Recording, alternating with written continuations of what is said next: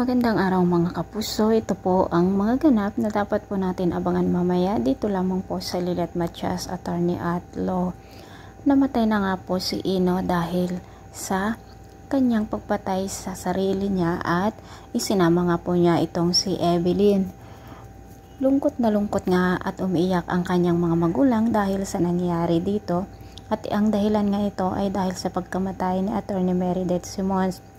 Sinisisi nga ni Lorena si Lilet na siya daw ang dahilan kung bakit nawalan sila ng anak. At noong saktan nga ni Lorena si Lilet, ipinagtanggol siya ni Ira at Trixie, at pagdating nga ni Patricia, ipinagtanggol rin niya itong si Lilet at siya nga ang humarap dito kay Lorena.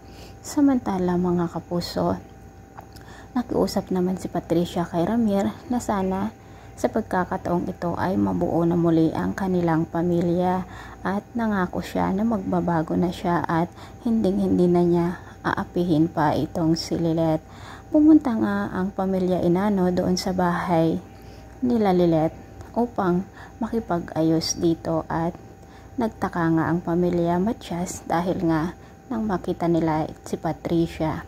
At sana nga po ito na ang simula ng maging masaya ang ating bida, at sana hindi pagkukunwari ang ipinapakita ni Patricia para lamang makuha niya ang loob ulit ng kanyang asawa na si Ramir mga kapuso. Samantala, hindi pa natin alam kung si Ino nga ba talaga ang tunay na kriminal. At ang alam ko mga kapuso ay parang si Frankie ang pumatay dito kay Attorney Meredith dahil nga may pagtingin siya dito, ngunit ang minamahal naman ni Attorney Meredith ay walang iba kundi si Ramir na ama ni Lilet. At sana tuloy-tuloy na rin ang pagkakaayos ni Ira at Lilet mga kapuso.